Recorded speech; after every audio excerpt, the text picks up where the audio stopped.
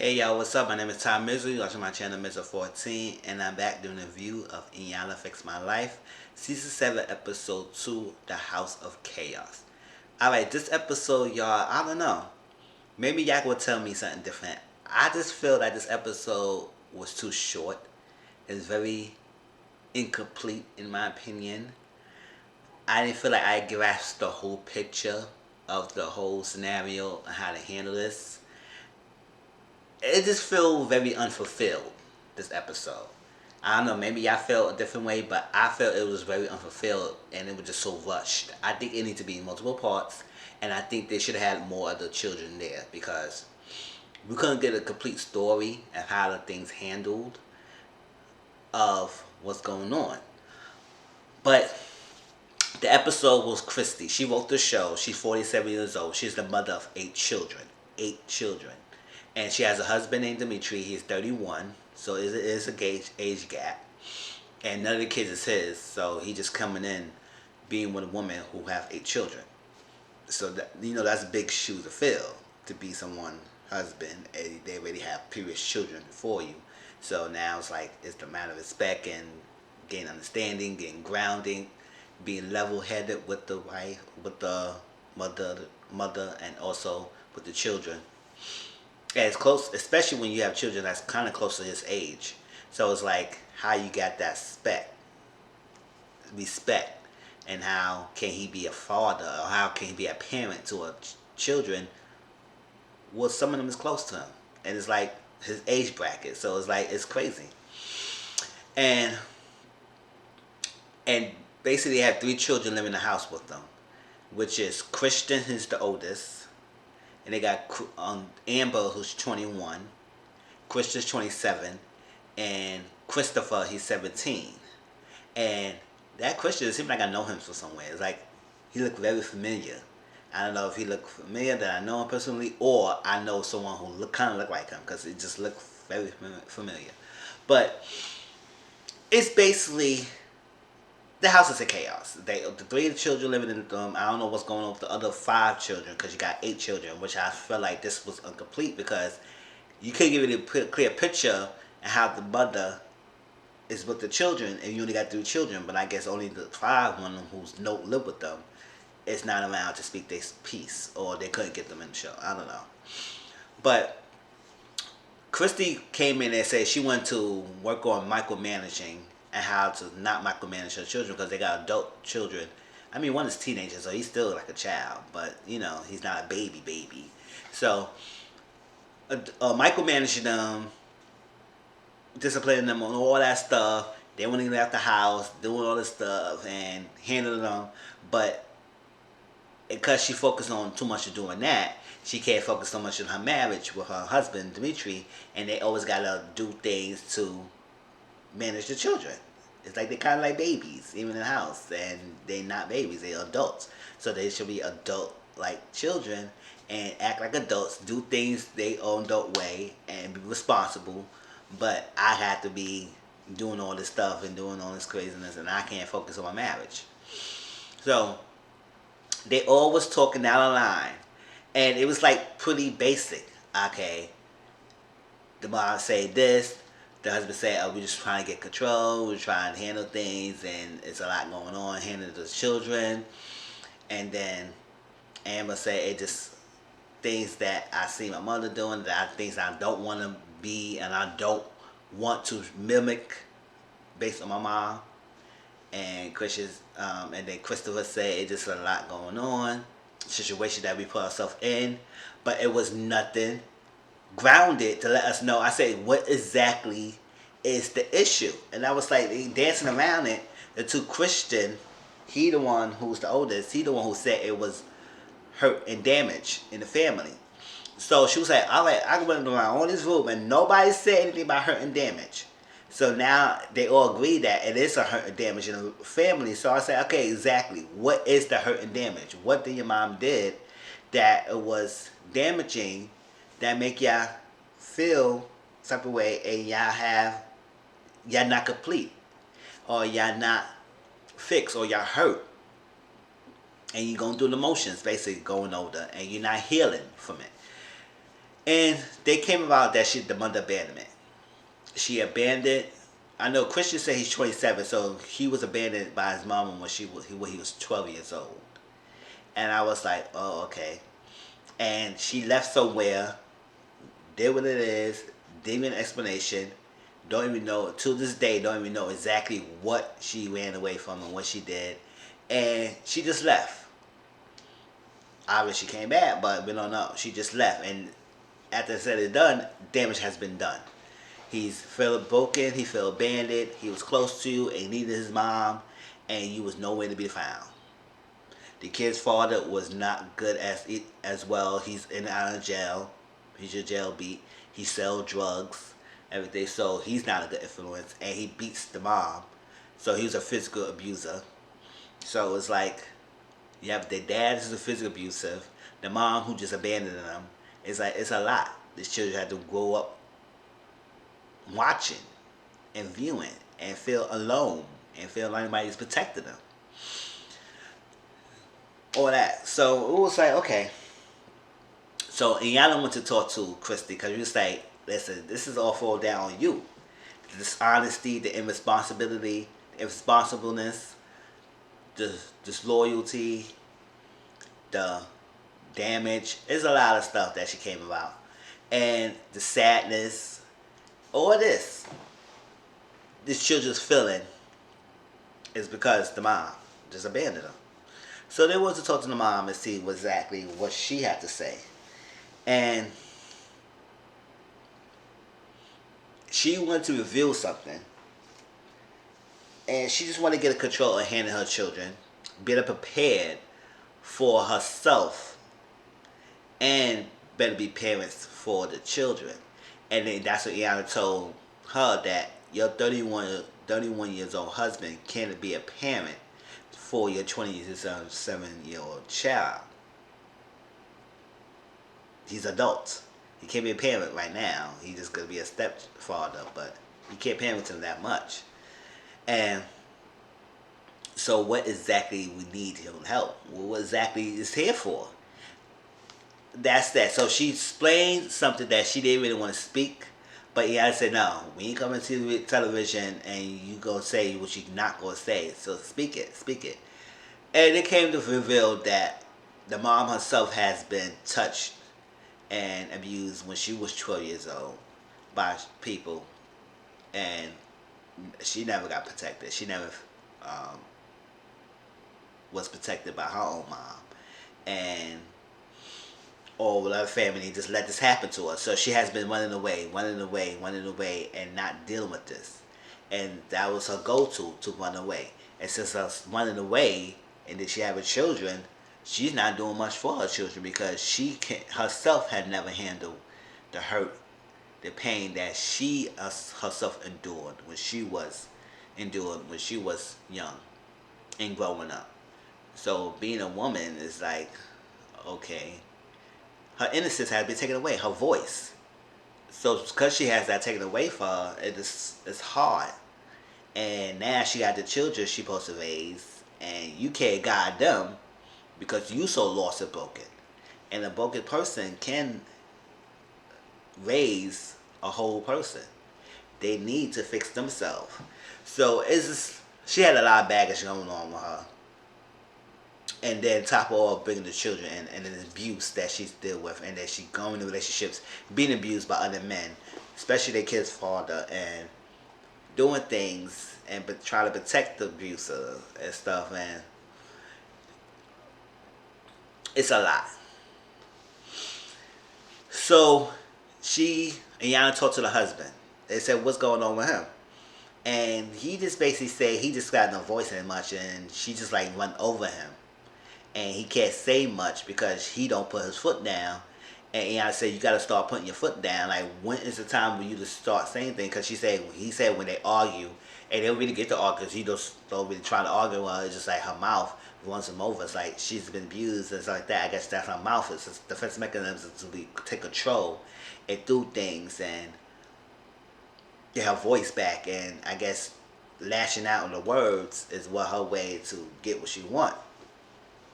But at the same time, that's damaging to your husband because Y'all not as a partnership. You running him like he's a child, but he's your partner.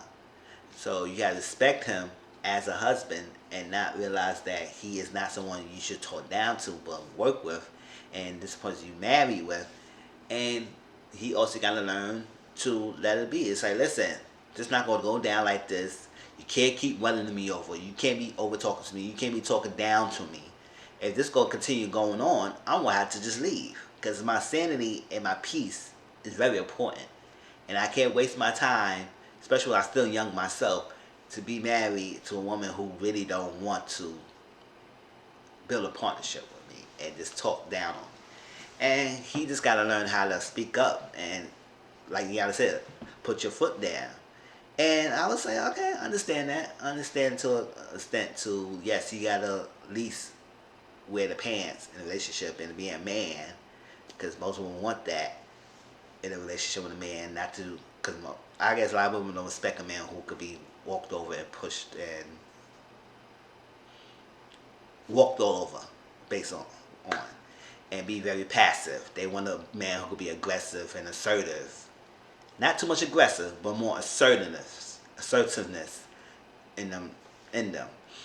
All right, so with that being said, they move on with talking to what else? Amber. You gotta talk to Amber, and she sat down because Amber is on her second child. She's 21, and she had 1 year old child, and then she had one on the way. And she just basically saying that she's watches her mother relationships. Like she see how her mother go in relationships, and it's not always great, and she sees that, and she's trying not to mimic that to the extent and trying to run away from it. But she just had this sadness on her. When you look at Amber, you can tell she just walk around sadness, and she had goals. She wanted to be a nurse, and so Iyanla told her, said, but she said she got to do as much as she can with her children. And Iyanla said, yes, but don't lose yourself. Don't lose yourself with your children. Follow your dreams, because it will be a great service for your children to see that their mom is doing something for herself. And a better self will be a better parent for their children, because now they see you doing as much as you can to live a better life for herself and her children.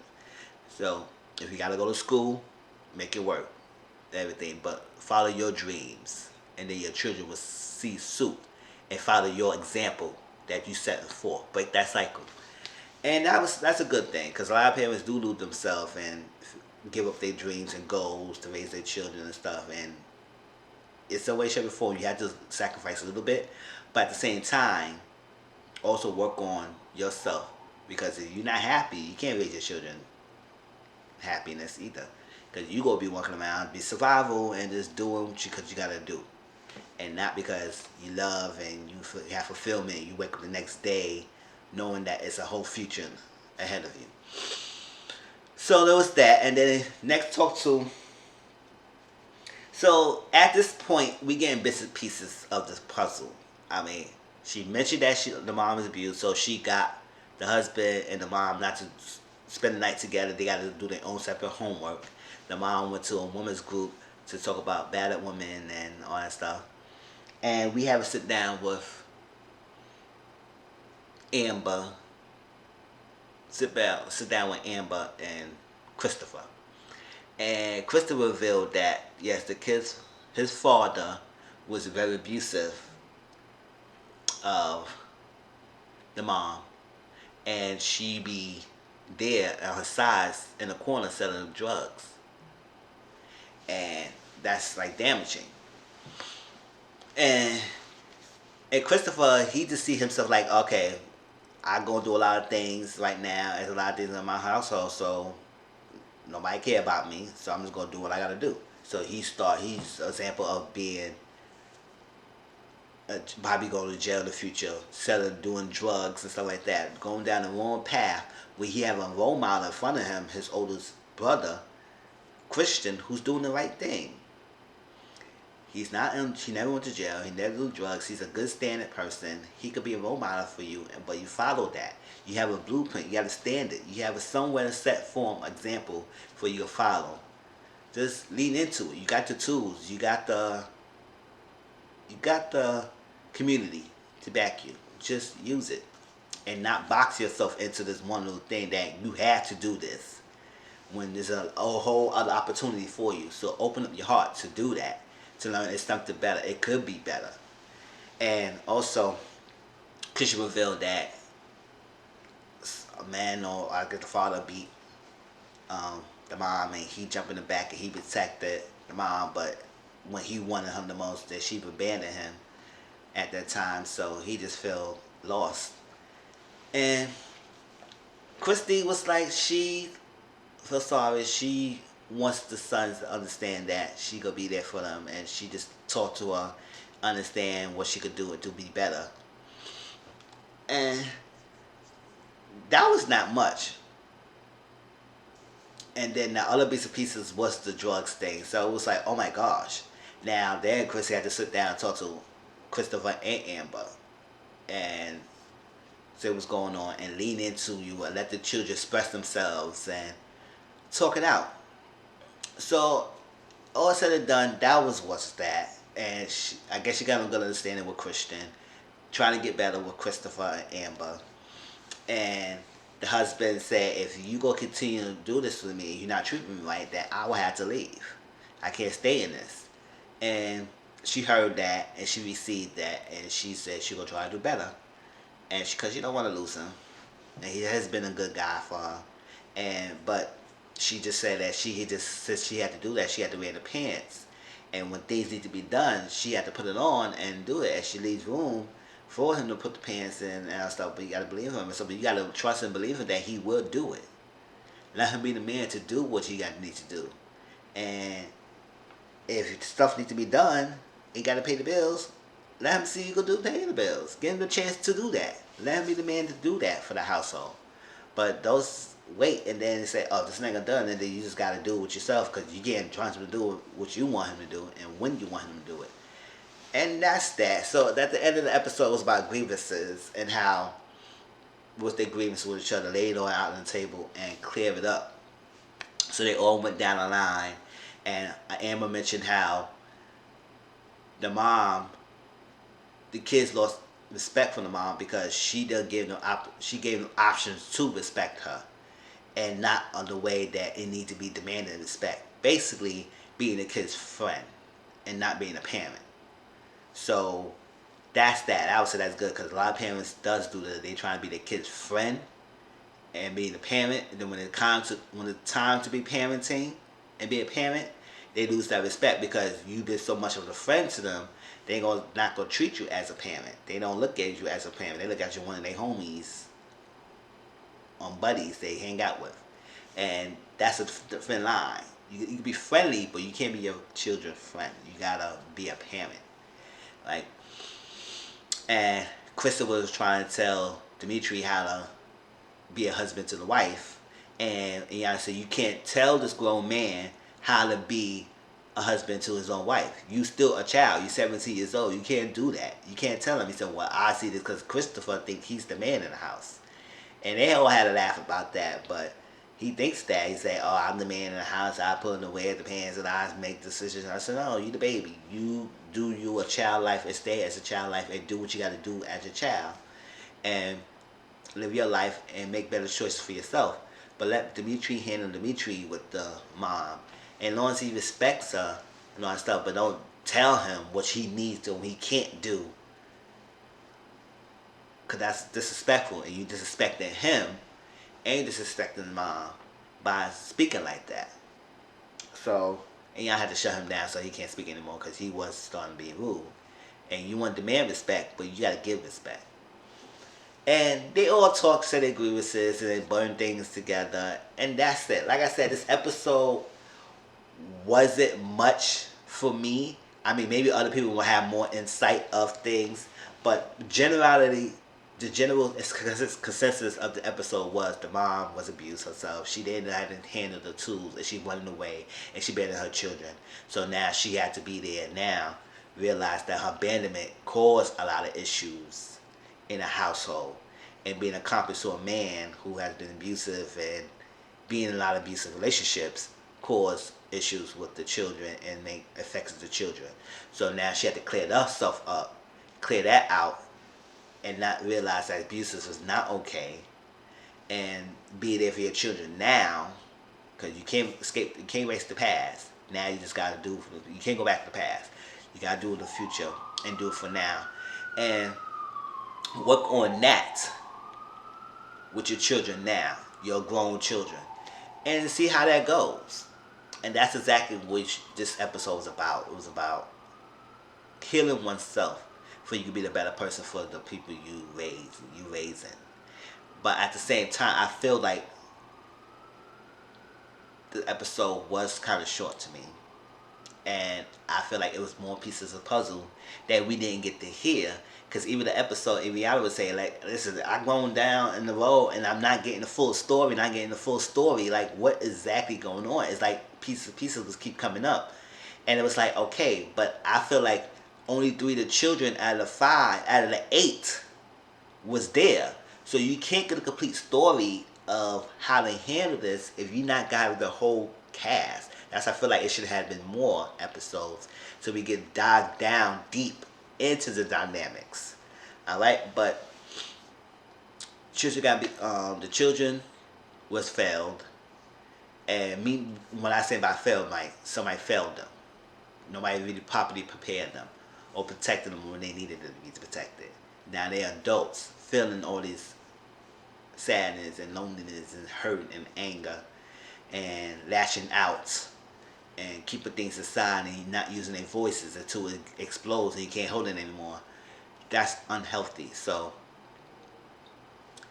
just be mindful, and when you hurt and damage, get help right away. Don't wait.